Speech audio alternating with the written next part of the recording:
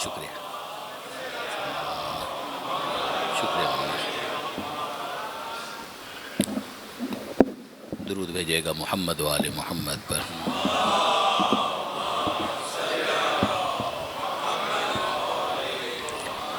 ایک مومن ریاض احمد صاحب آئی سی یو میں ایڈمٹ ہیں، ان کے لیے اور تمام بیماروں کے لیے دعا ہے۔ باراللہ بیمار کربلا کے صدقے میں ان سب کو شفاء کاملہ اور عاجلہ نصیب ہے۔ درود بھیج دیجیے گا محمد و آل محمد۔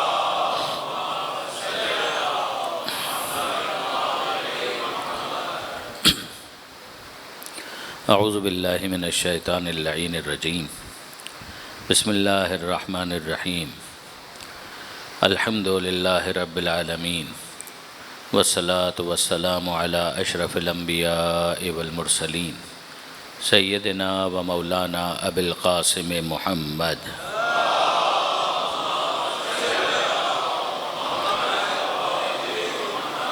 واہل بیتہ الطیبین الطاہرین المعصومین المظلومین المنتجبین المنتخبین المیامین، لا سیما للامام المنتظر والحجۃ الثانی عشر الذین اذهب اللہ عنہم الرجس وطہرہم تطہیرا۔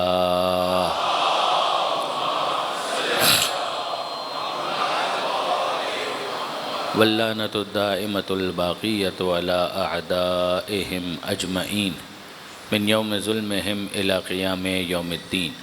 رب اشرح لی صدری ویسر لی امری واحلل عقدۃ من لسانی یفقہوا قولی واجعلنی خالصا لوجہک الکریم یا اللہ۔ صلوات علی محمد۔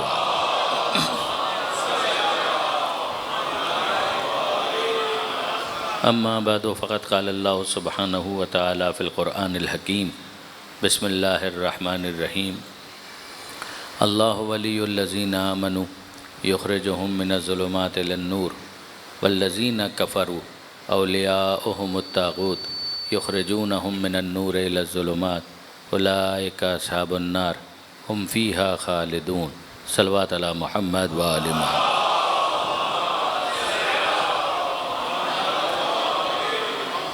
برادران عزیز و خاران محترم، کچھ اور آیات ولایت، اس موضوع کے ماتحت آیات قرآنی کی روشنی میں آل محمد کی ولایت پر گفتگو کا سلسلہ جاری ہے۔ میں نے آپ کی خدمت میں کل سورہ مبارکہ فاتحہ اور اس میں موجود انسان کی وہ دعا جو فطری طور پر اس کے قلب اور دل کے اندر آنے والے الفاظ ہیں، جسے پروردگار نے زبان دی ہے ان لفظوں میں ڈھال کر کہ وہ کہے کہ اہدنا الصراط المستقیم، کہ مالک سیدھی راہ ہم کو دکھا دے، اور ایک مرتبہ وہ سیدھی راہ مل جائے تو پھر انسان اس پر سے بات قدم کی دعا مانگے گا۔ یعنی یہ حسن ہے، خوبصورتی ہے اس دعا کی کہ اس میں اگر آپ غور فرمائیے تو اہدنا کے بعد سیدھا ذکر ہے الصراط، اور یہ نہیں ہے کہ الی صراط المستقیم یا علی صراط المستقیم، یعنی الی اور علی کے درمیان جو فرق ہے اس کو اگر آپ پریپوزیشن کے اعتبار سے دیکھیے کہ انگریزی میں اور اردو میں ہر جگہ مختلف پریپوزیشنز استعمال ہوتے ہیں، انہی کو عربی کے اندر حرف جر کہا جاتا ہے۔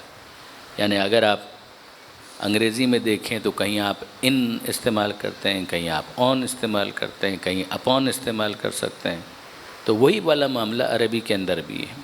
عربی کے اندر الا ہے، علا ہے، من ہے، فی ہے، لام ہے، یہ سارے حروف جارہ کہلاتے ہیں، اور میں ظاہر ہے کہ اس پر آپ کو بہت زیادہ نہ روکنا چاہ رہا ہوں نہ انگیج کرنا چاہ رہا ہوں، مگر چونکہ اس کے اندر واقعاً ایک حسن اور خوبصورتی پائی جاتی ہے، لہٰذا عرض کرنا چاہوں گا کہ اگر آپ قرآن مجید میں دیکھیں گے تو یہ لفظ صراط الا کے ساتھ بھی آیا ہے اور علا کے ساتھ بھی آیا ہے، اور الا کا مطلب ہوتا ہے ٹوورڈز، طرف، اور علا کا مطلب ہوتا ہے اپون، یعنی علا کا مطلب ہے اس کے اوپر، اور الا کا مطلب ہوتا ہے ٹوورڈز، اس طرف۔ اور یہاں جو پروردگار عالم نے انسان کی دعا لفظوں میں ڈھال کر بیان کی ہے تو اس میں نہ الا ہے نہ علا ہے، اس میں صرف اتنا ہے کہ اہدنا، جس کو کہتے ہیں مفعول بے، کہ یہاں پر سیدھا آبجیکٹ کی صورت میں اس کو رکھا ہے، اس سے پہلے کوئی حرف جر موجود نہیں ہے کہ یہ کہا جا سکے کہ الا کی بات ہو رہی ہے یا علا کی بات ہو رہی ہے، ٹوورڈز کی بات ہو رہی ہے یا اپون کی بات ہو رہی ہے۔ لہٰذا اس کے ترجمے میں ہمیشہ یہ کنفیوژن رہتا ہے۔ بعض افراد اس کا ترجمہ کرتے ہیں کہ اہدنا الصراط المستقیم، کہ مالک ہمیں سیدھی راہ دکھا دے، سیدھی راہ کی طرف ہدایت دے دے۔ ٹوورڈس دا اسٹریٹ پاتھ، یعنی وہ سیدھا راستہ جہاں کہیں بھی ہے تو اس کی طرف ہمیں ہدایت دے دے۔ تو اس کا مطلب یہ ہے کہ ایزمپشن یہ ہوا کہ ہم گمراہ تو ہیں، راہ ہماری صراط مستقیم نہیں ہے۔ تو جب سیدھے راستے پر نہیں ہیں تو اب دعا مانگ رہے ہیں کہ اے پروردگار ہمیں سیدھی راہ دکھا دے اور اس کی ہدایت کر دے۔ یعنی یہ بالکل ایسا ہے کہ جیسے کوئی جانا چاہتا ہے حیدرآباد اور جا رہا ہے ہوگز بے کی طرف، اور وہاں سے وہ گوگل سے پوچھے کہ مجھے بتائیے کہ میں کس طرف اپنی ڈائریکشن کروں، اور اسے بتایا جائے کہ آپ یو ٹرن لیجئے اور اس طرف آئیے۔ اس کا مطلب یہ ہے کہ جہاں پر آپ ہیں وہ تو غلط راہ ہے۔ تو آپ نے خواہش یہی کی تھی کہ جناب مجھے سیدھی راہ دکھائیے، بتائیے میں کس طرف جاؤں، تو اس نے کہا کہ یو ٹرن لیجئے، اس لیے کہ جہاں آپ جا رہے ہیں جتنا آگے تیزی کے ساتھ جائیں گے اتنا ہی منزل سے دور ہوتے چلے جائیں گے۔ تو پہلے تو اپنی راہ کو کریکٹ کیجئے کہ یہاں پر آئیے، اس طرف آئیے۔ اب ایک مرتبہ وہ اس راہ پر آ گیا تو کیا وہ اس کو بند کر دے؟ کیا وہ اس کو بند کر دے؟ ظاہر ہے کہ وہ اس کا شکریہ ادا کرے گا کہ آپ نے مجھے صحیح راہ دکھا تو دی، لیکن اب اگلی جو خواہش ہے وہ یہی ہے کہ جو سیدھی راہ مل گئی ہے اس پر مجھے ثابت قدم رہنے کی توفیق عطا فرما۔ اب آپ دیکھیے گا کہ اس کے اندر ہوتا کیا ہے، یعنی اس کو کوئی طنز نہ سمجھے، میں تو ایک لطیف استخراج جو کیا گیا ہے کتابوں میں موجود ہے، بعض روایات بھی اس کے اوپر شاہد ہیں، وہ یہ ہے کہ جناب جو دعا قبول نہیں ہوتی ہے اس کے اختتام پر کہا جاتا ہے آمین، یعنی وہ دعا بھی قبول ہوئی نہیں ہے، اپلیکیشن ڈال دی گئی ہے، وہ ایکسیپٹ ہو جائے تو وہ قبولیت کی منزل پر آ گئی۔ تو جب ایک شخص یہ دعا پڑھ کر کے اہدنا الصراط المستقیم صراط الذین انعمت علیہم غیر المغضوب علیہم ولا الضالین، اب اس کے اختتام پر کہے آمین، آمین کا مطلب یہ استجب لنا کہ مالک یہ دعا ہماری تو قبول فرما۔ تو جب دعا قبول فرما اس کا مطلب یہ ہے کہ اب تک قبول تو نہیں ہوئی، دعا قبول ہو جائے اس کے لیے ایک کوشش کی جا رہی ہے، پروردگار کی بارگاہ میں ایک عرضی ہے جو لکھ دی گئی ہے۔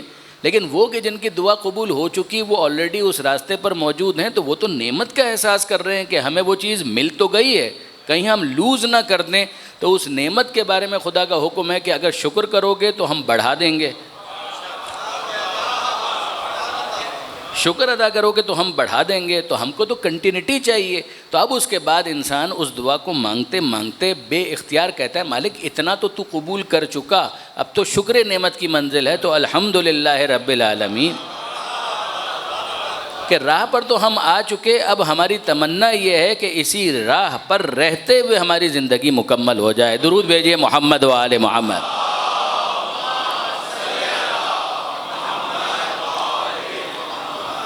تو یہ معاملہ اس طریقے سے بھی ایک دیکھنے کا انداز ہے کہ اہدنا الصراط المستقیم، کہ اہدنا الا یا اہدنا علا۔ تو ایک مرتبہ وہ راستہ مل گیا تو پھر اس کے بعد وہ راستہ دائیں بائیں نہ ہونے پائے، انسان کنٹینیوسلی اپنے راستے کو مانیٹر کرتا رہے کہ ہاں میں اسی راہ پر موجود ہوں۔ تو پھر اس کے بعد یہ جس کا راستہ ہے انعمت علیہم، ان کا اور ان کا راستہ سیم ہونا چاہیے۔ قرآن مجید میں ظاہر کہ سورہ یاسین کی کچھ آیتیں ہیں جو ابھی میں آپ کے سامنے عرض کرنا چاہوں گا، مگر اگر آپ غور فرمائیں گے تو آپ کو اندازہ ہوگا، اور پھر بار بار کہتا ہوں کہ یہ جملے کبھی اس طرح کے آ جاتے ہیں کہ مجھے بزرگان سے شرمندگی ہوتی ہے، بزرگان میرے کبھی مخاطب نہیں ہوتے۔ میں اپنے بچوں کے لیے، نوجوان دوستوں کے لیے گزارش کر رہا ہوں کہ وہ اگر اس کو دیکھیں گے تو وہ اندازہ کریں گے کہ پروردگار عالم نے قرآن مجید میں کچھ مقامات پر نشاندہی بھی کی ہے کہ وہ انعمت علیہم کون۔ ایک بات تو یہ ذہن میں رکھیے گا کہ انعمت علیہم سے مراد صرف عام نعمتیں پانے والے نہیں ہو سکتے، یعنی یہ بالکل منطقی بات ہے، اس لیے کہ وہ شخص کہ جو یہ کہہ رہا ہے کہ اہدنا الصراط المستقیم کہ مالک سیدھی راہ دکھا دے یا اس پر ثابت قدم رکھ، اور پھر بعد میں وہ کہہ رہا ہے کہ ان کا راستہ کہ جن پر تو نے نعمت نازل کی، تو کیا کہنے والا زبان سے یہ بات نہیں کہہ رہا؟ تو زبان نعمت نہیں ہے؟ کیا وہ اندھا ہے؟ نہیں۔ اس کے پاس آنکھیں ہیں تو کیا آنکھیں نعمت نہیں ہیں؟ کیا اس کے پاس کان نہیں ہیں تو کیا کان نعمت نہیں ہے؟ اس کے پاس ہاتھ پیر یہ سب موجود، یہ سب نعمت تو ہیں۔ تو وہ کیا یہ کہنا چاہتا ہے کہ مالک جو انعمت علیہم ہے وہ تو میں خود ہوں، مجھے میرے ہی راستے کے اوپر چلا دے؟ تو پھر تو اس دعا کے اس انداز سے خدا کی بارگاہ میں مانگنے کا مطلب کیا ہے؟ آپ غور فرما رہے ہیں؟ تو ہر شخص جو اس دنیا کے اندر ہے وہ کسی نہ کسی درجے میں نعمت پروردگار کے ساتھ ہے، زندگی خود نعمت ہے، ماں باپ نعمت ہیں، لباس نعمت ہے، شریک حیات نعمت ہے، مکان نعمت ہے، سوچنے سمجھنے کی صلاحیت نعمت ہے۔ سورہ نحل 16واں سورہ قرآن مجید کا، اس کو آپ پڑھتے چلے جائیے تو نعمتوں ہی کا ایک سلسلہ ہے، اس کا نام ہی ہے نعمتوں والا سورہ۔ اور کل سورہ رحمان کی بات آ رہی تھی، فَبِأَيِّ آلَاءِ رَبِّكُمَا تُكَذِّبَانِ، تم اپنے رب کی کون کون سی نعمتوں کو جھٹلاؤ گے؟ تو پروردگار عالم کا بہت سے لوگوں سے تو یہ شکوہ ہے کہ نعمتیں ہم نے تم کو دی ہوئی ہیں اور تم ان کو جھٹلاتے ہو۔ تو نعمتیں لے کر جھٹلانے والوں کا راستہ کچھ بھی ہو، انعمت علیہم تو نہیں ہو سکتا۔ آپ نے غور فرمایا؟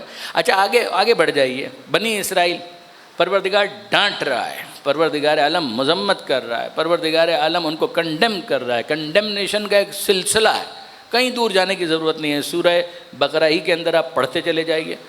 مگر پروردگار عالم جو ان کو کنڈیم کر رہا ہے تو ساتھ ہی ساتھ کیا کہہ رہا ہے؟ یا بنی اسرائیل، اے بنی اسرائیل، اذکروا نعمتی التی انعمت علیکم، اے بنی اسرائیل، اے یعقوب کی اولاد، ان سے اپنے آپ کو منسوب کرنے والو، اذکروا نعمتی، میری نعمت کو یاد کرو، انعمت علیکم، جو میں نے تم پر نازل کی۔ تو آپ کہیے کہ اس کا مطلب یہ ہے کہ انعمت علیہم سے مراد ہے بنی اسرائیل والے، جن کے اوپر سبت کی مخالفت کی وجہ سے، جو سبات سیٹرڈے والے دن کی مخالفت کی وجہ سے عذاب بھی آ رہا ہے، اور پھر انہی کا راستہ انعمت علیہم ہے۔ یہود کا راستہ انعمت علیہم ہو سکتا ہے کہ نہیں ہو سکتا؟ یہ تو مغضوب علیہم ہے، باؤ بغضب اللہ غضب، یہ بھی پروردگار عالم قرآن میں کہہ رہا ہے کہ وہ پلٹے دوہرے غضب کے ساتھ۔ تو یہ اچھے انعمت علیہم ہے کہ یقتلون النبیین بغیر الحق، انبیاء کو قتل کیے جا رہے ہیں اور رہے انعمت علیہم۔ تو یہ انعمت علیہم کا مطلب وہ نعمتیں تو نہیں ہیں۔ تو پھر وہ کون سی نعمت ہے کہ جس کے آنے پر اس گروہ کو کہا جا رہا ہے انعمت علیہم، کہ یہ ہے انعمت علیہم؟ تو آپ مانگ کیا رہے تھے خدا سے؟ اس دعا کے اندر خدا سے مانگ کیا رہے تھے؟ جو آپ مانگ رہے تھے وہ نعمت انعمت علیہم والوں کے پاس پہلے سے ہے۔ مانگ کیا رہے تھے؟ کہ اہدنا، ہدایت دے دے، ہدایت کر دے، کس چیز کی؟ کہ صراط مستقیم کی۔ تو اب ہم کو سمجھ میں آیا کہ دو چیزوں کے طلبگار تھے، صراط مستقیم اور ہدایت۔ تو یہ انعمت علیہم وہ ہوں گے کہ جن کے پاس نعمت ہدایت پہلے سے ہوگی، صراط مستقیم پر پہلے سے ہوں گے۔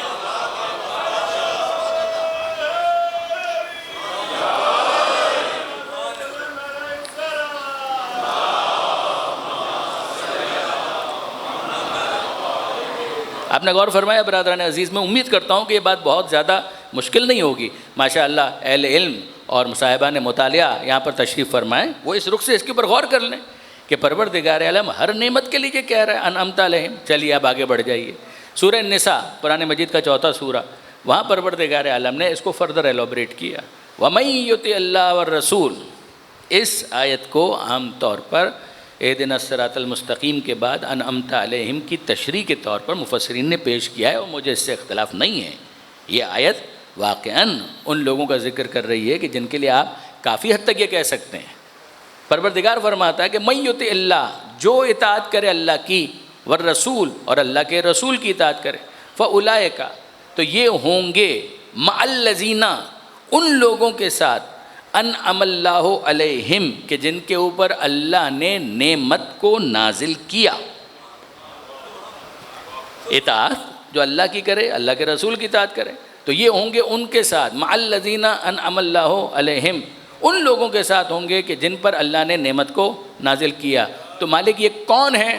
یہ من بیانیہ، یعنی وہی پریپوزیشن، اور اس کا ایک کام ہوتا ہے بیان کرنا، کہ جو پیچھے کہا تھا اس کی تبیین، اس کی وضاحت، اس کی ایلوبریشن، اس کو مزید کھول کر بیان کرنا۔ پھر سنیے گا، من یطع اللہ، جو اطاعت کرے اللہ کی، والرسول، اور رسول کی، فاولئک، تو یہ ہوں گے مع الذین، ان لوگوں کے ساتھ، انعم اللہ علیہم، کہ جن کے اوپر اللہ نے نعمت کو نازل کیا۔ وہ کون ہیں؟ سنیے، من النبیین والصدیقین والشہداء والصالحین،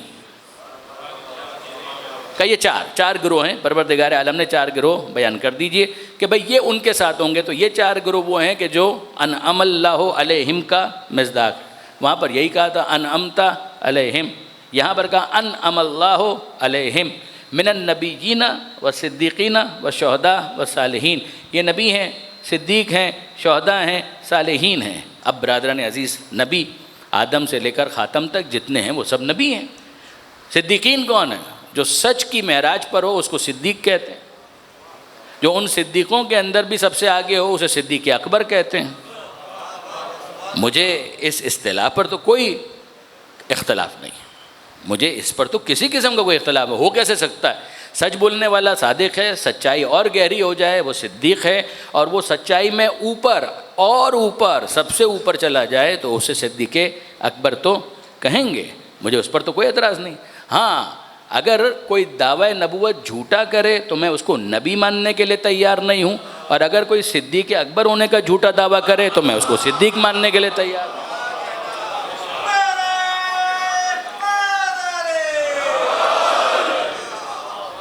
جیسے اگر کوئی کہے جناب وہ شہید ہو گئے، کیوں؟ اس لیے قتل ہو۔ اب صرف قتل ہونا شہید ہونے کے لیے کافی تھوڑی ہے۔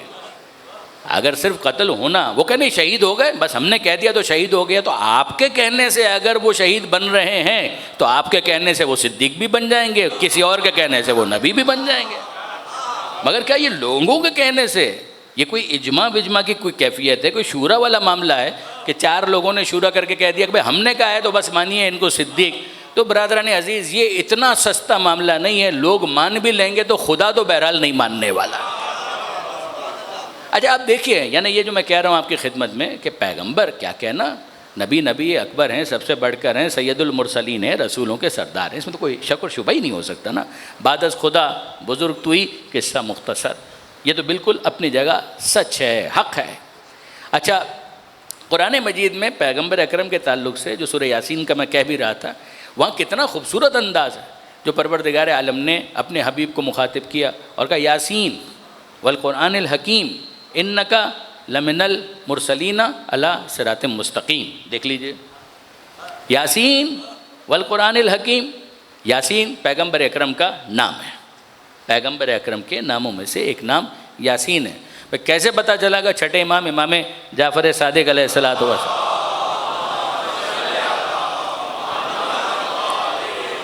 چھٹے امام نے خود اس بات کو بیان کیا کہ اگر تم لہن قرآن کو دیکھو، قرآن کا جو انداز ہے اسی کو دیکھو تو پتہ چلتا ہے کہ یاسین پیغمبر اکرم کا نام ہے، اس لیے کہ اس کے بعد خطاب کیا جا رہا ہے۔ جیسے میں کسی کو مخاطب کروں اور اس کے بعد کہوں آپ ادھر تشریف لائیے، تو ظاہر ہے کہ میرا خطاب کرنا اور اس کے بعد یہ کہنا آپ ادھر تشریف لائیے، اس کا مطلب ہی یہ ہے کہ جس کو میں مخاطب کر رہا ہوں پہلے اس کا میں نے نام لیا ہے۔ پیغمبر اکرم سے خطاب ہے، یاسین حکمت والے قرآن کی قسم آپ رسولوں میں سے ہیں۔ تو یہاں سے سمجھ میں آیا کہ یاسین جو ہے وہ پیغمبر اکرم کا نام ہے۔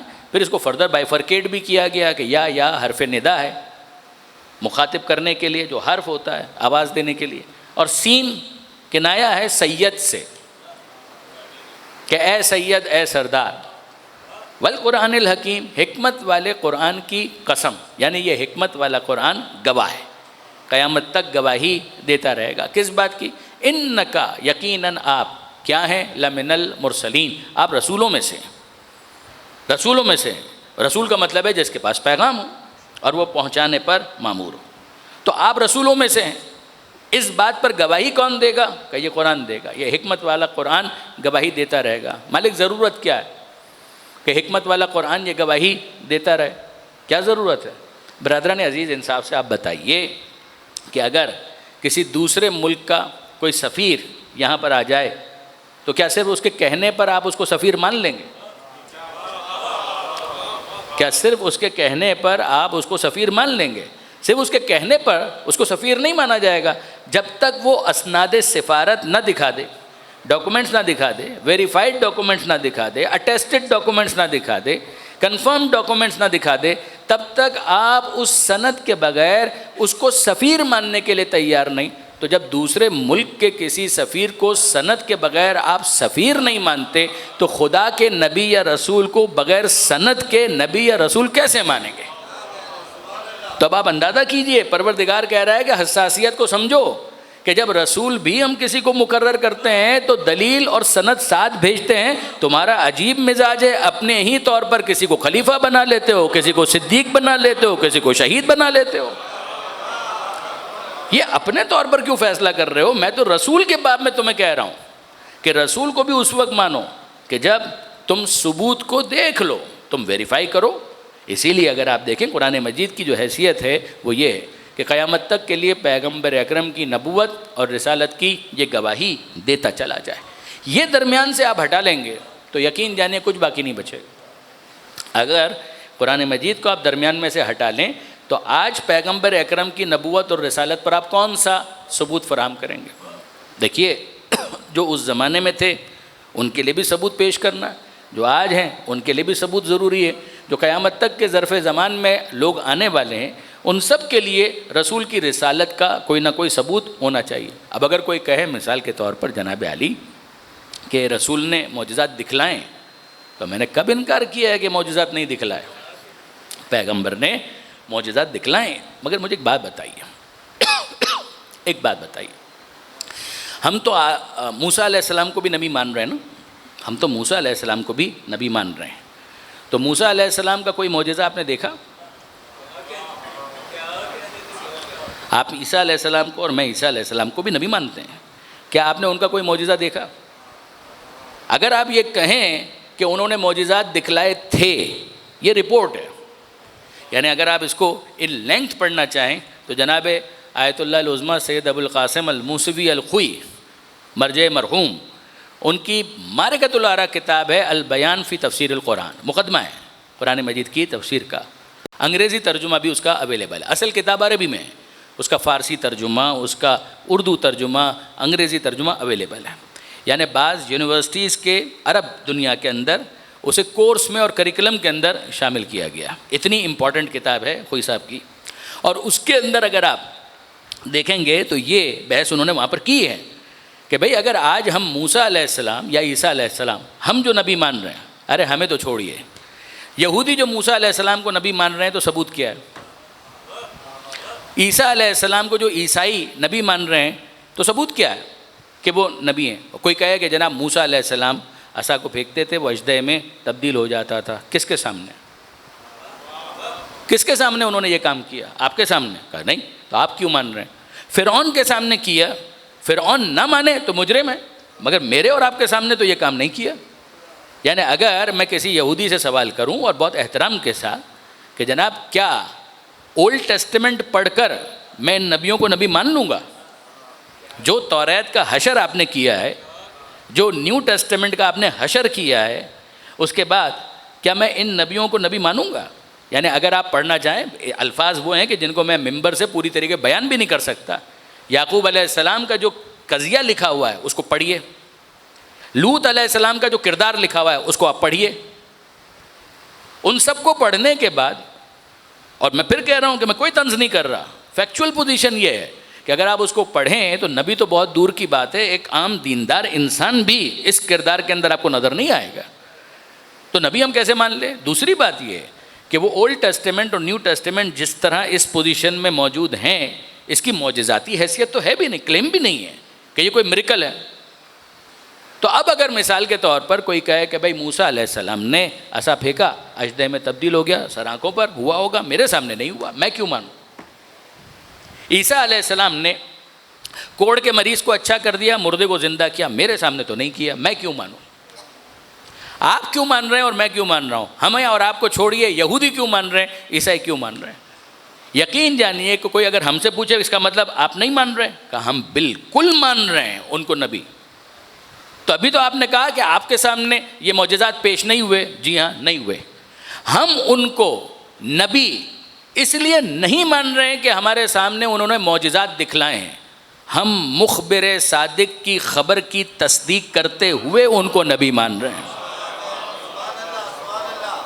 ہم مخبر صادق، ہمارے نبی خاتم النبیین احمد مجتبیٰ محمد مصطفیٰ صلی اللہ علیہ وآلہ وسلم، ہم ان کی خبر کی تصدیق، انہوں نے کہا، قرآن ہمیں پابند کرتا ہے یؤمنون بما انزل الیک وما انزل من قبلک، اس پر بھی ایمان لاؤ جو ان پر نازل ہوا اور جو پہلے نازل ہوا اس پر بھی ایمان لاؤ، ہم پابند ہیں۔ انہوں نے کہا نام بتا رہا ہوں، نام بنام ایمان لاؤ۔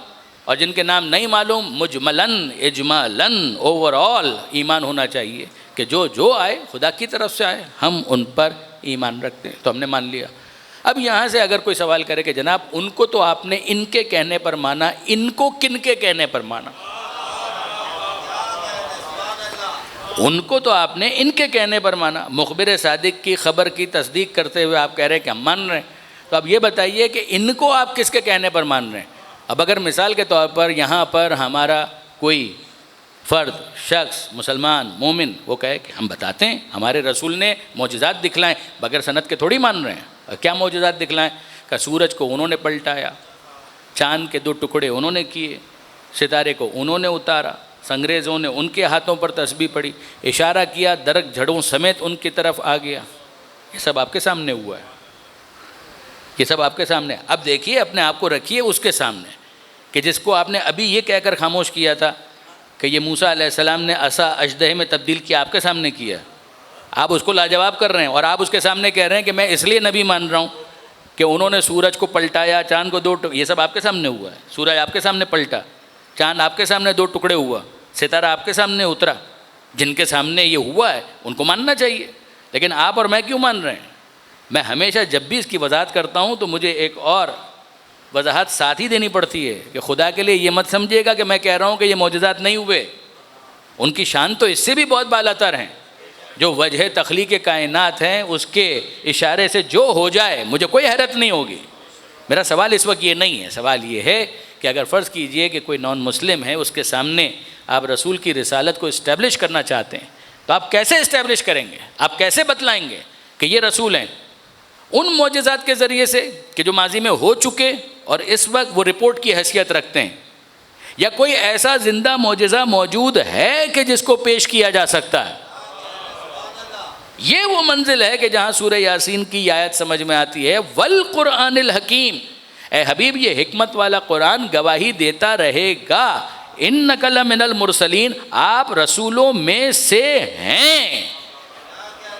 ظرف زمان میں قیامت تک جتنی وسعت ہے، ہر لمحے جو آ کر یہ چیک کرنا چاہے کہ اس رسول کی رسالت کی کوئی سند ہے کہ جس کی امت میں شامل ہونے کی دعوت دی جا رہی ہے، قرآن کا چیلنج ہے کہ چھوٹے میں چھوٹا سورہ آج بھی موجود ہے، جواب لے آؤ، رسالت کا دعویٰ ہم چھوڑ دیں گے۔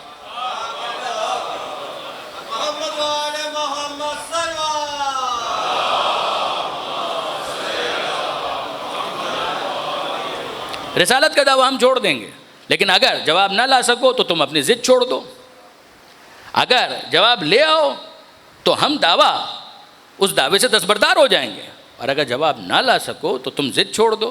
اس پر ہمارے ایک بہت عمدہ لکھنؤ کے خطیب تھے، انہوں نے بہت پیارا ایک تبصرہ کیا تھا، نام میں ان کا بھول رہا ہوں ورنہ میں لے دیتا نام ان کا، بزرگ خطیب تھے، غالباً ان کا انتقال ہو گیا۔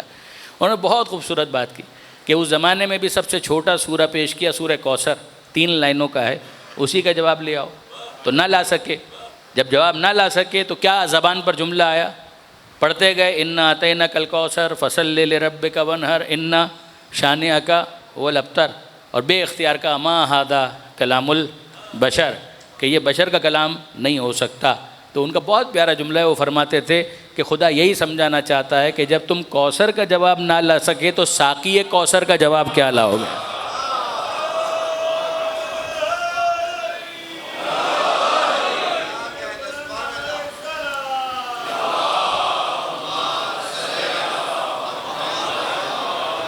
ہم اپنا روٹ بتا رہے ہیں، ہمارا روٹ کیا ہے؟ ہمارا روٹ یہ ہے، بڑا سیدھا سادہ سمپل سا روٹ ہے، کسی کو اچھا لگے تو سر آنکھوں پر، اگر اچھا نہ لگے تو وہ اپنے لیے وہ راستہ خود ہی تجویز کر لے کہ ہم کس طرح سے دین کو انٹرپریٹ کرتے ہیں، دیکھتے ہیں۔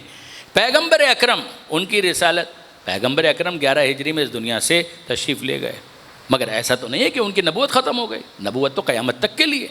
یہ نبوت اگر ختم ہو جائے تو یقین جانیے نہ ہم موسیٰ علیہ السلام کی نبوت پر کوئی ثبوت رکھتے ہیں، نہ عیسیٰ علیہ السلام کی نبوت پر کوئی ثبوت رکھتے ہیں۔ ہم ان نبیوں کی نبوتوں کو قبول کر رہے ہیں اس مخبر صادق کی تصدیق پر، اس مخبر صادق کو نبی مان رہے ہیں قرآن کی گواہی پر۔ اب قرآن جب گواہی دیتا ہے تو ہمارے لیے روٹ کھل گیا، یہ قرآن مجید کا جواب لاؤ، نہ لا سکو تو اس کو معجزہ مانو۔ جب معجزہ مانو تو لانے والے کو صاحب معجزہ مانو. صاحب معجزہ کی نبوت تمہارے لیے سامنے آ گئی تو ان کو رسول مان کر ما قبل کے جتنے انبیاء ہیں ان سب کی تصدیق کرو کہ وہ اللہ کے نبی تھے. آدم علیہ السلام نے کوئی معجزہ نہیں دکھلایا, ہمیں کوئی ضرورت نہیں ہے. ہم آدم علیہ السلام کا معجزہ دیکھ کر ان کو نبی نہیں مان رہے. ابراہیم علیہ السلام, نوح علیہ السلام, موسیٰ, عیسیٰ علیہ السلام, ہم ان میں سے کسی کو بھی ان کا معجزہ دیکھ کر نبی نہیں مان رہے. ہم اس مخبر صادق کی خبر کی تصدیق کرتے ہوئے ان نبیوں کو نبی مان رہے ہیں. اب آپ بتائیے برادران عزیز, اس کا نتیجہ کیا نکلا؟ اس کا نتیجہ یہ نکلا وہ انبیاء جن کا اب ہم سے براہ راست کوئی ربط اور تعلق نہیں. دیکھیں آدم علیہ السلام, ان پر اب کوئی وحی نازل نہیں ہو رہی. اگر وحی نازل ہوئی تھی ہمارے لیے کتنی ریلیونٹ ہے؟ وہ شریعتیں تھیں, منسوخ ہو گئی نوح علیہ السلام کے زمانے والی. ابراہیم علیہ السلام, موسیٰ علیہ السلام, عیسیٰ علیہ السلام, ہم کانٹیکٹ میں نہیں ہیں. ابراہیم علیہ السلام تو پھر بھی کسی حد تک ملت ابراہیمہ حنیفاً, لیکن یہ ہے کہ بہرحال ہم ان کی امت میں نہیں ہیں, مگر ان کو بھی مانو. کیوں مانو؟ یعنی فرض کیجئے کہ کوئی بچہ اگر کہے بھائی کیوں مانوں, جب میں ان کی امت میں نہیں ہوں تو میں کیوں مانوں؟ کہ مانو اس لیے کہ جس کی امت میں تم ہو اس کو تم نے کیوں مانا؟ خدا کے کہنے پر. خدا جس کو منوا رہا ہے اس کو مانتے چلے جاؤ. خدا جس کو منوائے اس کو مانتے چلے جاؤ. دیکھیے اب اس کا نتیجہ کیا ہے؟ اصرار ہے اسلام کا کہ ما قبل کے نبیوں کو مانو, چاہے اب ان سے تمہیں کوئی وحی نہیں مل رہی, چاہے اب ان سے تمہیں کوئی ہدایت نہیں مل رہی, مگر مانو. اس لیے کہ سلسلہ ایک ہے. ہم صرف رسول کو, آخری رسول کو نہیں منوانا چاہ رہے, ہم چاہ رہے ہیں اس پورے سلسلے کو مانو. ما قبل کے نبیوں کو بھی مانو, چاہے تمہارا براہ راست کوئی ربط اور تعلق ڈائریکٹ ان سے نہ ہو, مگر مانو. اتنا اصرار ہے پروردگار کو. تو اب ہم ہاتھ جوڑ کر پوچھتے ہیں کہ پیغمبر اکرم ان کو منوانے میں اتنا اصرار کر رہے ہیں کہ جن سے اب ہمارا ڈائریکٹ کوئی ربط نہیں ہے, تو کیا یہ پیغمبر کی ذمہ داری نہیں ہے کہ ان کو بھی متعارف کروائیں کہ جو پیغمبر کے بعد امت کی ہدایت کے ذمہ دار ہیں؟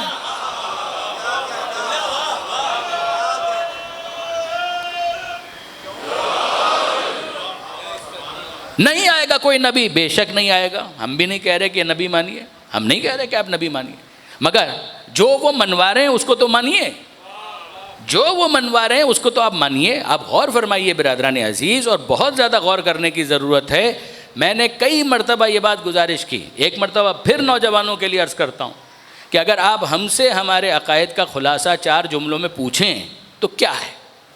ہم کہتے ہیں کہ ہم کسی کو نہیں مانتے, صرف خدا کو مانتے ہیں.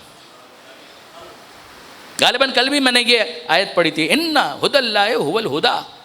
ہدایت تو بس وہ ہے جو اللہ کی طرف سے ہدایت ہے. ہم تو کسی کو نہیں مان رہے, ہم کسی کو کسی کے کہنے پر فقط نہیں مان رہے, ہم صرف اور صرف خدا کو مان رہے ہیں. اور بس ہم تو کہتے ہیں اس کو مانو, جس کو منوائے اس کو مانو, اس کو مانو, جس کو منوائے اس کو مانو, جس کو وہ جو منوائے اس کو وہ مانو, جتنوں کو منوائے اتنوں کو مانو.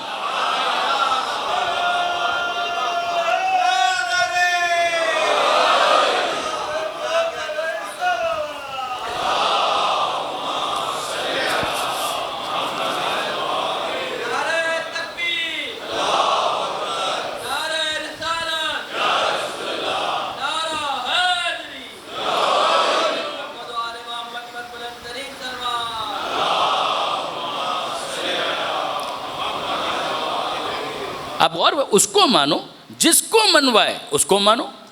اس میں پھر تعصب کی کوئی گنجائش نہیں ہے. اس کو مانو, جس کو منوائے اس کو مانو. ثابت ہو جائے کہ ان کو منوایا ہے تو مانو. جس کو وہ جو منوائے اس کو وہ مانو. جس کو نبی منوائے اس کو نبی مانو, جس کو ولی منوائے اس کو ولی مانو, جس کو صدیق منوائے اس کو صدیق منواؤ. اپنی طرف سے تراشنے کی گنجائش نہیں ہے. جس کو منوائے اس کو مانو, جس کو وہ جو منوائے اس کو وہ مانو, اور جتنوں کو منوائے اتنوں کو مانو. ہمیں عدد پر بھی کوئی اصرار نہیں ہے, ہمیں تعداد پر بھی کوئی اصرار نہیں. وہ لاکھوں کو منوائے تو لاکھوں کو مانو, وہ کروڑوں کو منوائے تو کروڑوں کو مانو، مگر ہم کیا کریں؟ چادر میں 5 نظر آتے ہیں۔ بخاری اور مسلم میں جابر بن سمرہ کی روایت میں 12 دکھائی دیتے ہیں، اور خود نبی اور زہرا کو ملائیں تو 14 بنتے ہیں۔ اس سے آگے عدد ہمیں یاد نہیں رہتے۔ درود بھیجئے محمد و آل محمد۔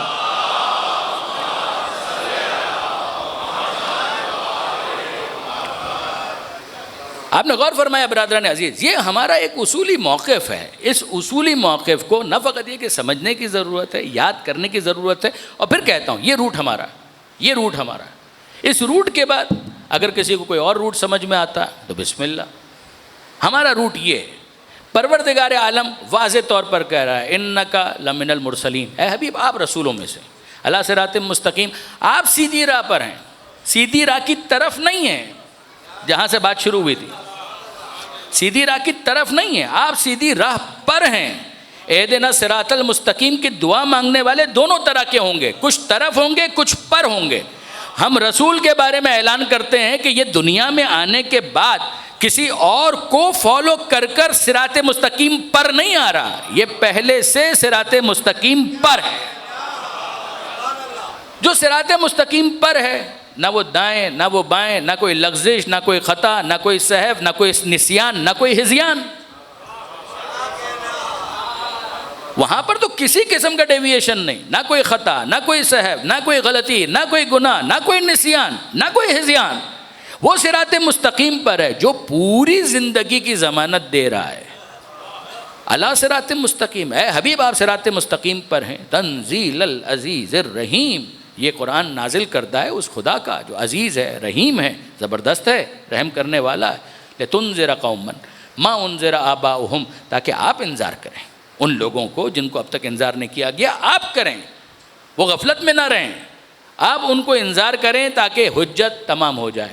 پیغمبر انذار کریں گے، سب ایمان لے آئیں گے، سب ایمان لے آئیں گے۔ پڑھیے، یہ سورہ یاسین ہی کیا ہے، لقد حق القول علی اکثرہم وہم لا یؤمنون۔ اے حبیب دل برداشتہ ہونے کی ضرورت نہیں ہے، ان میں سے اکثر وہ ہیں کہ جو ایمان لانے والے نہیں ہیں۔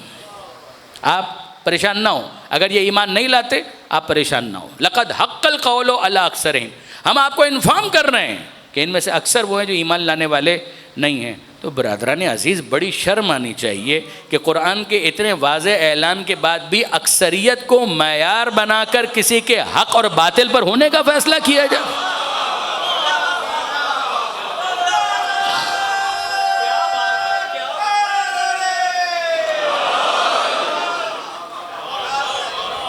میں نے پچھلے سال آپ کی خدمت میں گزارش کی تھی، تکرار کر رہا ہوں اس لیے کہ یہ بہت ریلیونٹ ہے برادران عزیز۔ ابان بن تغلب، یہ 5ویں امام محمد باقر علیہ السلام کا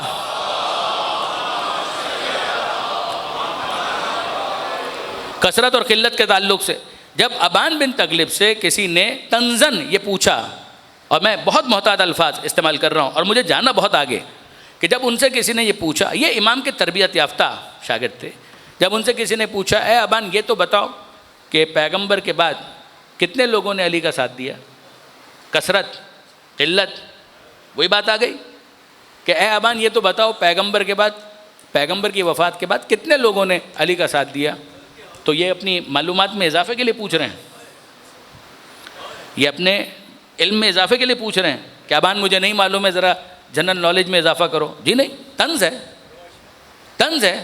تو ابان بن تغلب مسکرائے اور انہوں نے کہا گویا تم یہ کہنا چاہتے ہو کہ اگر زیادہ لوگوں نے علی کا ساتھ دیا تو علی کا رتبہ بڑھ جائے گا، اور کم لوگوں نے ساتھ دیا تو علی کا رتبہ گھٹ جائے گا۔ تو انہوں نے کہا جی یہی تو میں کہنا چاہ رہا ہوں کہ زیادہ لوگوں نے اگر علی کا ساتھ دیا تو علی کا رتبہ بڑھ جائے گا، اور کم لوگوں نے ساتھ دیا تو علی کا رتبہ گھٹ جائے گا۔ بلکہ ساتھ دینے والے کون تھے؟ سلمان، ابو ذر، مقداد، بنی ہاشم کے افراد چند ہی تو ہیں، زیادہ تر افراد تو فلور کراس کر چکے۔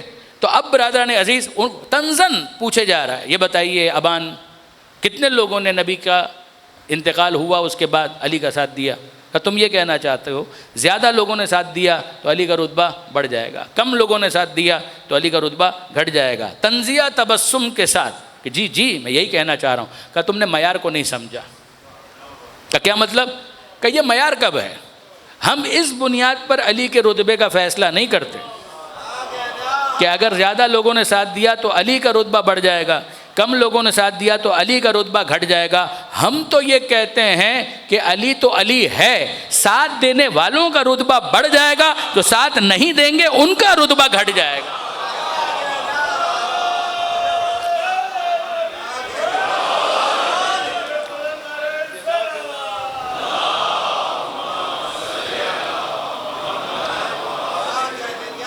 علی کا ساتھ دینے والے علی کا رتبہ نہیں بڑھاتے، وہ اپنا قد بڑھاتے ہیں۔ علی علی ہے، جس کا نام ہی علی ہو اسے کون بلند کر سکتا ہے؟ لفظ علی کا مطلب ہی ہے بلند، جس کا نام ہی علی ہو اسے کون بلند کر سکتا؟ وہ بلند ہے، وہ بلند رہیں گے۔ وہ ساتھ دینے والوں کی وجہ سے ان کا رتبہ بڑھتا گھٹتا نہیں ہے۔ لوگ خدا کو ماننا چھوڑ دیں تو کیا خدا کی توحید میں کچھ کمی ہو جاتی؟ اگر کوئی رسول کو نہ مانے تو کیا رسالت میں کوئی کمی ہو جاتی ہے؟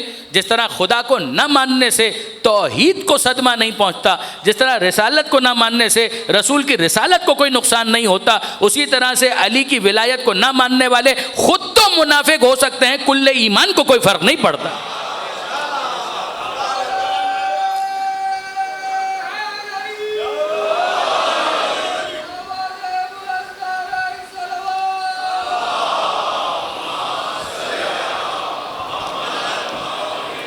اور اب میں آپ کی خدمت میں عرض کروں، اسی سورہ یاسین میں آگے جا کر پروردگار نے ایک بستی کا ذکر کیا، وَضْرِبْ لَهُمْ مَثَلًا أَصْحَابَ الْقَرْيَةِ۔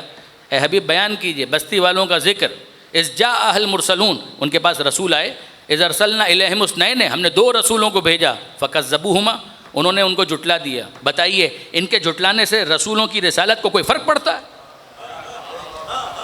ان رسولوں کی رسالت کو کوئی فرق پڑتا ہے؟ اگر وہ جھٹلا رہے ہیں، فَعَزَّزْنَا بِثَالِثٍ، ہم نے ایک اور رسول بھیجا ان کی پیٹھ مضبوط کرنے کے لیے، ان کا بھی انکار کر دیا۔ قالوا انا الیکم لمرسلون، ہم تمہاری طرف رسول ہیں، انہوں نے انکار کر دیا۔ انہوں نے کہا ہم تو تم کو منحوس سمجھتے ہیں، انا تطیرنا بکم، ہم تم کو منحوس سمجھتے ہیں۔ جسارت آپ دیکھ رہے ہیں، گستاخی دیکھ، ان کے سمجھنے سے وہ منحوس ہو گئے، ان کے ماننے سے کیا وہ نبی نہ رہے، رسول نہ رہے؟ یہ جو گستاخی، انا تطیرنا بکم، ہم تمہیں منحوس سمجھتے ہیں، تطیر منحوس، لئن لم تنتہوا لنرجمنکم، اگر تم باز نہ آئے ہم تمہیں رجم کر دیں گے، ہم تمہیں پتھر ماریں گے، وَلَيَمَسَّنَّكُم مِّنَّا عَذَابٌ عَلِيمٌ، اور تمہیں ہم سے دردناک عذاب پہنچے گا۔ نبیوں نے کہا قَالُوا طَائِرُكُم مَّعَكُم، تمہاری نحوست تو خود تمہارے ساتھ ہے۔ ان ذکرتم، اگر تمہیں یاد دہانی کروائی جا رہی ہے، پیغام دیا جا رہا ہے، تو یہ طریقہ ہے شکریہ ادا کرنے کا کہ نبیوں کی رسالت کا انکار کر کے ان کو منحوس کہہ رہے ہو؟ طائرکم معکم ان ذکرتم بل انتم قوم مسرفون، تم ہو حد سے گزر جانے والے ٹرانسگریسرز۔ اب اس کے بعد پروردگار عالم نے ایک عجیب بات ارشاد فرمائی کہ جب یہ ہو رہا تھا اور انہوں نے طے کر لیا کہ اب نبیوں کو، رسولوں کو یہ سنسار کریں گے، ان کو قتل کریں گے، پروردگار عالم نے ذکر کیا ہے ایک شخص کا، نہیں، ایک رجل کا، ایک رجل کا۔ جاء من اقصى المدینۃ رجل یسعی، جاء آیا، من اقصى المدینۃ، دور شہر سے آیا، دور تھا، یہ لوگ قریب تھے، وہ دور تھا، مگر یہ دور ہو کر کتنا قریب ہے اور یہ قریب ہو کر کتنے دور ہیں؟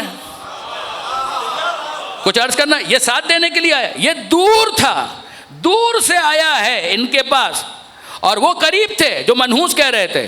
تو کوئی کہے کہ نہیں جناب، جو بھی کہہ رہے تھے ہیں تو پہلو میں، جو بھی کہہ رہے تھے مگر ہیں تو پہلو میں، نہیں جناب، صرف یہاں ہونا کافی نہیں ہے۔ جاء من اقصى المدینۃ رجل یسعی، آیا دور شہر سے، دور شہر سے، حبیب نجار ان کی بات ہو رہی ہے جن کو مومن یاسین کہا گیا۔ جاء من اقصى المدینۃ، دور شہر سے وہ آیا، رجل آیا، یسعی دوڑتا ہوا آیا، تیزی کے ساتھ آیا، اور کہا اے میری قوم اتبعوا المرسلین، اتباع کرو رسولوں کا۔ کیا تم سے اجر مانگ رہے ہیں؟ نہ اجر کے طلبگار ہیں، محتدون، اور یہ خود ہدایت یافتہ ہیں، ان کو کسی نے اجماع اور شورا سے نہیں بنایا، یہ تو اللہ کی طرف سے ہدایت یافتہ ہیں، ان کی اتباع کرو۔ اتبعوا من لا یسألکم علیہ اجرا وہم مہتدون وما لی لا اعبد الذی فطرنی والیہ ترجعون. عجیب ہے، مجھے کیا ہو گیا ہے کہ میں عبادت نہ کروں اس خدا کی جس نے مجھے پیدا کیا، اسی کی بارگاہ میں تم سب کو پلٹایا جائے گا. عجیب ہے. ہم کو یہاں پر سمجھ میں آ گیا رسولوں کو جھٹلاؤ، رسولوں کی رسالت کو کوئی فرق نہیں پڑتا. سمجھ میں آ گئی بات. یہ شخص جو آیا ہے، آیت آپ کے ذہن میں بھولے تو نہیں ہے؟ من یطع اللہ والرسول، سورہ نساء، جو اللہ اور رسول کی اطاعت کرے کن کے ساتھ ہوں گے؟ ان کے ساتھ جو نبی ہیں، صدیقین ہیں، شہداء اور صالحین ہیں. یہاں پر یہ جو ساتھ دینے کے لیے دور شہر سے حبیب نجار، مومن یاسین. عجیب بات ہے کہ پیغمبر اکرم کی حدیث ہے، علامہ جلال الدین سیوطی در منصور میں، اور تفسیر سالبی، امام سالبی، ان کا بھی تعلق مکتبے اور مسلک کے اہل بیت سے نہیں ہے، مشہور ہے، دونوں علماء مشہور ہیں. امام سالبی نے بھی اس قبیل کی روایتوں کو لکھا، علامہ سیوطی نے بھی اس قبیل کی روایتوں کو لکھا. اور کیا لکھا؟ وہ لکھ رہے ہیں کہ پیغمبر اکرم فرماتے ہیں الصدیقون ثلاثہ، صدیق تو بس 3 گزرے، صدیق تو بس 3 گزرے جن کو صدیق کہا جا سکے. الصدیقون ثلاثہ، صدیق تو بس 3 گزرے. کمال ہے. اچھا وہ 3 کون ہیں؟ کہ پہلے ہیں یہ حبیب نجار جن کا تذکرہ سورہ یاسین کے اندر آیا. کہ دوسرے کون ہیں؟ کہ جن کا تذکرہ سورہ مومن میں آیا، سورہ غافر، 2 نام ہے اس کے. مومن آل فرعون، حزقیل جن کو کہا گیا مومن آل فرعون. رجل مومن من آل فرعون یکتم ایمانہ، موسیٰ علیہ السلام کی مدد کے لیے آیا. جب موسیٰ علیہ السلام کو خطرہ محسوس ہوا اس نے آ کر ان کی مدد کی. تو یہ 2 ہو گئے صدیق. پیغمبر کہہ رہے ہیں کہ 3 ہیں صدیقون، الصدیقون ثلاثہ، صدیقین 3 ہیں. تو 2 تو یہ ہو گئے، تیسرے کون؟ میں نام نہیں لے رہا ہوں کہ پوچھنے والا کون تھا، میں نام نہیں لے رہا ہوں کہ پوچھنے والا کون تھا، جا کر چیک کیجئے گا کہ کس سے پوچھا. لیکن جو بھی پوچھنے والا تھا، عجیب بات ہے کہ پیغمبر کہیں 3 ہیں صدیق. ایک حبیب نجار مومن یاسین، نمبر 2 حزقیل مومن آل فرعون، اور نمبر 3 علی آ رہے تھے. پیغمبر کہتے ہیں اس امت کا صدیق یہ ہے جو آ رہا ہے.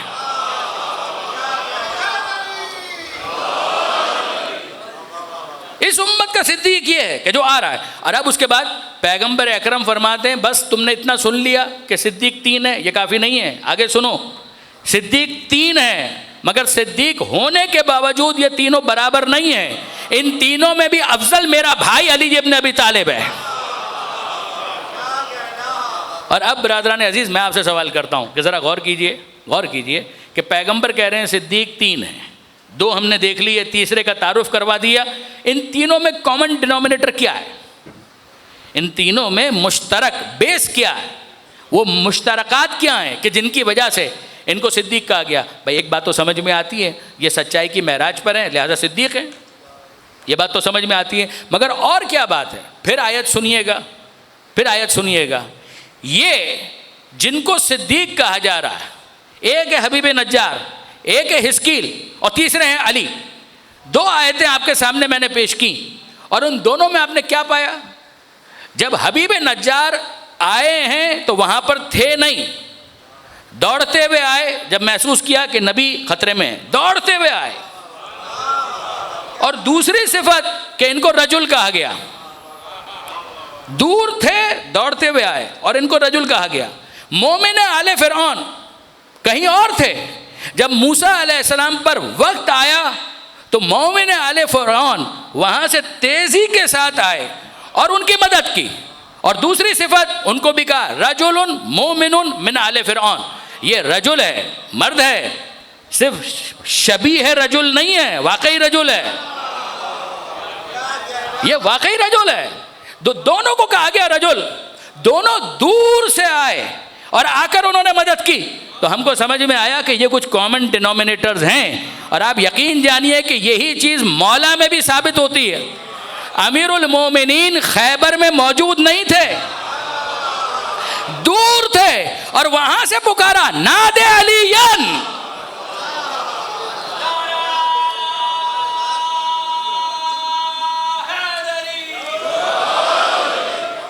نادے علیین، حکم دیا جا رہا ہے، نادے علیین مظہر العجائب.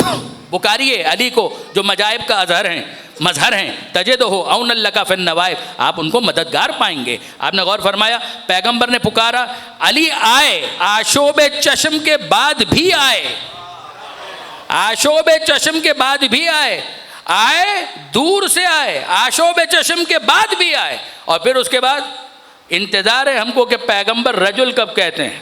علم دیتے ہوئے اعلان کیا کہ میں اس کو علم دوں گا جو رجل ہوگا، رجلاً کرارن غیر فرارن۔ ہم کو یہ سمجھ میں آیا، دور سے آیا، میدان میں آیا، رجل کہلایا، بیمار تھا تب بھی آیا، آنکھوں میں آشوب چشم تھا تب بھی آیا۔ تو صدیق کی کوالیفیکیشن سمجھ میں آ رہی ہے؟ صدیق میدان میں آنے والے کو کہتے ہیں، بھاگنے والے کو نہیں کہتے۔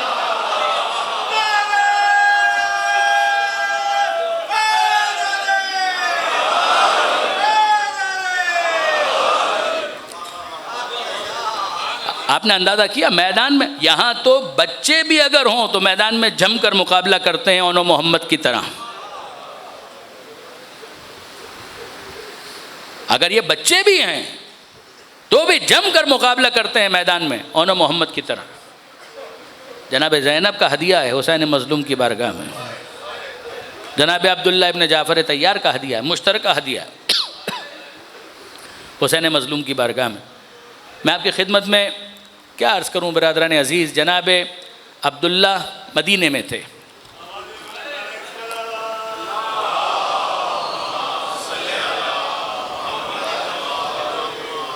بیماری کی وجہ سے شریک سفر نہ ہو سکے۔ جناب زینب ہمراہ ہیں امام حسین کے، ابھی اونو محمد حسین کے قافلے میں نہیں ہے، یہ قافلہ مکہ پہنچا۔ حسین نے کہا میں پسند کرتا ہوں کہ حرم کی حدود سے باہر میرا خون بہایا جائے، حرم سے باہر آ گئے، تنیم کے مقام سے کچھ آگے، اور وہاں پر حسین کہتے ہیں کہ اے بھیا عباس قافلے کو روک دو، مجھے کسی کا انتظار ہے۔ اب کس کا انتظار ہے؟ کچھ دیر کے بعد دھول اڑتی ہوئی محسوس ہوئی، گرد اڑتی ہوئی محسوس ہوئی، کوئی آ رہا ہے۔ یہ جناب عبداللہ ابن جعفر طیار ہیں، قریب آئے، امام مظلوم سے رسمی گفتگو بھی، اور اب گفتگو کے بعد کہتے ہیں کہ حسین ان کے فرسٹ کزن ہیں، جعفر طیار کے فرزند ہیں، جعفر طیار مولا کائنات کے بڑے بھائی، تو عبداللہ امام حسین کے بہنوئی بھی ہیں اور امام حسین کے فرسٹ کزن بھی ہیں۔ تو کہتے ہیں کہ حسین کیا اجازت ہے کہ میں اپنی زوجہ زینب سے کچھ باتیں کر دوں؟ تو امام کہتے ہیں کہ عبداللہ زوجہ ہیں آپ کی زینب، آپ کو میری اجازت کی کوئی ضرورت نہیں ہے۔ کہ فرمائیے کس طرف ہے زینب؟ کہ یہ جو محمل آپ کو نظر آ رہی اس میں جناب زینب تشریف فرمائیں۔ بی بی زینب کو اطلاع ہے کہ میرا شوہر ملاقات کے لیے آیا ہے، دل میں خدشہ کہ کہیں ایسا تو نہیں ہے شوہر ہے واپس چلنے کے لیے کہہ دے۔ قریب آئے عبداللہ اور رسمی گفتگو سلام علیک، اس سے پہلے کہ عبداللہ کچھ کہتے جناب زینب کہتی ہیں عبداللہ میں شریعت کی پابند ہوں، مجھے بھی معلوم ہے کہ شریعت کا حکم ہے کہ عورت زوجہ شوہر کی اجازت کے بغیر سفر نہیں کر سکتی۔ اگر آپ مجھ سے کہیں گے کہ میں یہ سفر ترک کر دوں تو ظاہر ہے کہ میں ماننے کے لیے پابند ہوں، میں واپس آپ کے ساتھ مدینہ جاؤں گی، مگر انصاف سے بتائیے حسین سے جدا ہو کر یہ بہن جی پائے گی؟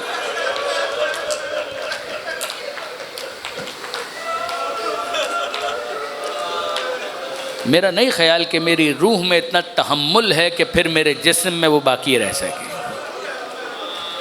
مجھے لگتا ہے کہ شاید بے روح میرا جسد جنازے کی صورت میں آپ کے ساتھ واپس جائے گا۔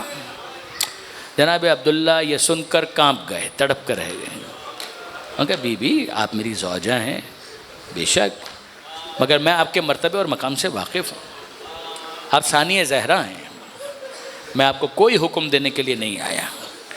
تو اب جناب زینب کو کچھ اطمینان تو ہوا، اور پھر کہنے لگیں کہ عبداللہ پھر آنے کا سبب، باعث سفر، اتنی زحمت کر کے آپ یہاں تک آئے ہیں تو کوئی خاص وجہ؟ تو عبداللہ کہتے ہیں کہ بی بی مجھے تو آپ کے جد کی ایک حدیث یاد آ گئی تھی،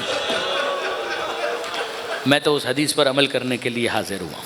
جناب زینب کا اشتیاق بڑھا، اے عبداللہ میرے جد کی کون سی حدیث آپ کو یاد آئی جس پر عمل کرنے کے لیے آپ نے اتنی زحمت کی؟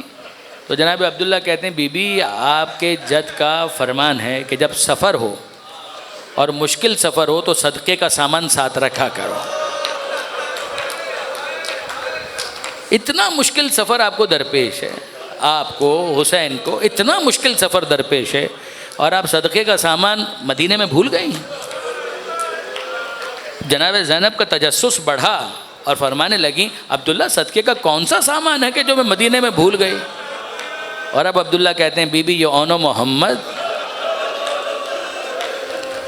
یہ صدقے کا سامان ہی تو ہیں. میں انہی کو آپ کے حوالے کرنے کے لیے آیا ہوں کہ اگر راہ میں کوئی مشکل وقت آئے حسین مظلوم پر، تو ایک بیٹے کو اپنی طرف سے حسین پر صدقہ کر دیجیے گا اور دوسرے بیٹے کو میری طرف سے حسین پر صدقہ کر دیجیے گا. شہزادی زینب خوشی سے نہال. یہ بات تو انہوں نے گرہ میں باندھ لی کہ یہ میرے شوہر نے کہا میرے بچے حسین پر صدقے کا سامان ہے. اور انہی خیالوں کے ساتھ کربلا پہنچی. کربلا پہنچنے کے بعد عاشور کا دن آ گیا، اور عاشور کے دن اب زینب کو انتظار ہے کہ یہ سامان صدقہ کب فدا ہوں گے حسین مظلوم پر. یہاں تک کہ جب زینب کبریٰ نے اون و محمد کو تیز نظروں سے دیکھا، بیٹا اب تک تم زندہ ہو، مجھے تمہارے لاشوں کا انتظار ہے، شہید تو سبھی نے ہونا ہے. اور بچے ہاتھ جوڑ کر کہتے ہیں اماں ہم کیا کریں، ماموں اجازت ہی نہیں دیتے. جناب علامہ نجم الحسن کراربی صاحب لکھتے ہیں کہ جناب زینب سلام اللہ علیہ نے امام مظلوم کو طلب کیا، حسین آئے، اون و محمد کو آگے کیا، بھیا ان بچوں کو مرنے کی اجازت دیجیے. حسین آنسو بہاتے ہوئے باہر نکل گئے. اون و محمد کہتے ہیں اماں اگر بڑے ماموں نہیں مانتے ہیں آپ عباس کو بلائیے، آپ عباس کے حوالے کی، عباس ماموں کے حوالے کیجیے، وہ اس مشکل کو حل کریں گے. جناب عباس کو طلب کیا، آئے بہن کے سامنے، جیسے ماں کے سامنے اولاد کھڑی ہوتی ہے جناب عباس بیٹوں کی طرح کھڑے ہوئے ہیں. ضعیفہ بہن ہے اور ان سے پوچھتے ہیں جی شہزادی کیا حکم ہے؟ کہ بس کام ایک ہے، اون و محمد کو مقتل میں جانے کی اجازت دلواؤ. عباس منع نہیں کر پائے جناب زینب کو، بچوں کو لیا حسین کے پاس آئے اور کہتے ہیں کہ آقا شہزادی کا حکم ہے. کہ بھیا انصاف سے بتاؤ بہن 7-8 برس کے بچوں کا گلا کٹوانے کی بات کر رہی ہے، میں کیسے اجازت دوں؟ اور واقعاً خدا جانتا ہے کہ کیسے اجازت دی. دونوں بچوں کو سوار کیا اور جب وہ میدان میں گئے لڑے اور خوب لڑے. جناب زینب نے کہا تھا اے بچوں میدان میں جا کر اپنا تعارف کرانے کی تمہیں ضرورت نہ پڑے، تم کیوں کہو کہ لال خدا کے ولی کے ہیں، تم کیوں کہو کہ لال خدا کے ولی کے ہیں، فوجیں کہیں کہ ہاں یہ نواسے علی کے ہیں، تمہیں اپنا تعارف نہ کروانا پڑے، تم تو بس یہ کہہ دینا ہم حسین کے غلام ہیں. اگر کوئی پوچھے بس اتنا کہہ دینا ہم حسین کے غلام ہیں. اور یہ بچے اب میدان میں گئے، لڑے، بھوکے پیاسے بچے کب تک لڑتے، یہاں تک کہ جب زمین کربلا پر گرے تو جناب زینب کو مخاطب کر کے حسین کہتے ہیں اے زینب میں بچوں کا حق ادا نہ کر سکا مگر ان بچوں نے تمہارے دودھ کا حق ادا کر دیا، اب ان کے لاشیں لینے جا رہا ہوں، عباس چلو میرے ساتھ. جناب زینب فرماتی ہیں خیمے سے آواز دیتی ہیں بھیا یہ تو شکر کا موقع ہے، اگر پانی ہوتا تو وضو کر کے 2 رکعت نماز پڑھتی، تیمم کر کے نماز پڑھ رہی. یہاں حسین گئے اور جناب زینب نے اپنے ماتھے کو سجدے میں رکھا اور پروردگار سے مناجات کر رہے ہیں اے مالک اس دکھیا کے 2 بیٹے بھوکے پیاسے میدان میں شہید ہو گئے، آ رہے ہیں ان کے لاشیں، مجھے صبر عطا کر. حسین اور عباس بچوں کے لاشیں لے کر آئے، خیمے کے صحن میں بچوں کے لاشیں رکھے، بچے شہید ہو چکے اور اب ایک طرف جناب زینب کھڑی ہیں، ایک طرف عباس، ایک طرف حسین. اور اب جناب زینب نے دیکھا اور کہنے لگی بھیا اجازت ہے میں ان مہمانوں سے آخری کچھ باتیں کر لوں، اجازت ہے آخری چند باتیں ان بچوں سے کر لوں. اور پھر اس کے بعد جھکی بڑے بیٹے کے پاس اور مخاطب کر کے کہنے لگیں آج سے پہلے جب کبھی یہ چھوٹا رات کو چونک جاتا تھا، یہ ماں کے جذبات ہیں، یہ ماں کے جذبات، آج سے پہلے رات کو جب کبھی یہ چھوٹا چونک جاتا تھا میں اسے سینے سے لگا لیتی تھی، آج کے بعد یہ چھوٹا اس بیابان میں تیرے سپرد کر رہی ہوں، اگر کبھی چونک جائے تو اپنے سینے سے لگا لینا. یہ کہہ کر چھوٹے کے پاس آئیں اور اس کے ہاتھوں کو اپنے ہاتھوں میں لیا، خون بھرے ہاتھ خون ہاتھوں میں منتقل ہوا، اپنے چہرے پر مل کر کہنے لگی ماں ان ہاتھوں کے نثار، ماں ان ہاتھوں کے نثار۔ بتا دیا میدان میں عمر سعد کو کہ جوان اور بہادر کیسے جھان دیا کرتے ہیں، بہادر کیسے لڑا کرتے ہیں، بتا دیا عمر سعد کو میرے لال۔ اور پھر اچانک کھڑی ہوئی اور جلال کے عالم میں کہنے لگی بھیا اگر بچوں سے کوئی گستاخی ہو گئی ہو زینب معافی مانگتی ہے، اگر کوئی گستاخی ہو گئی ہو زینب معافی مانگتی ہے۔ میں نے ان دونوں سے کہہ دیا تھا کہ کبھی نہ کہیں کہ ہم حسین کے بھانجے ہیں، ہمیشہ یہ کہیں کہ ہم حسین کے غلام ہیں۔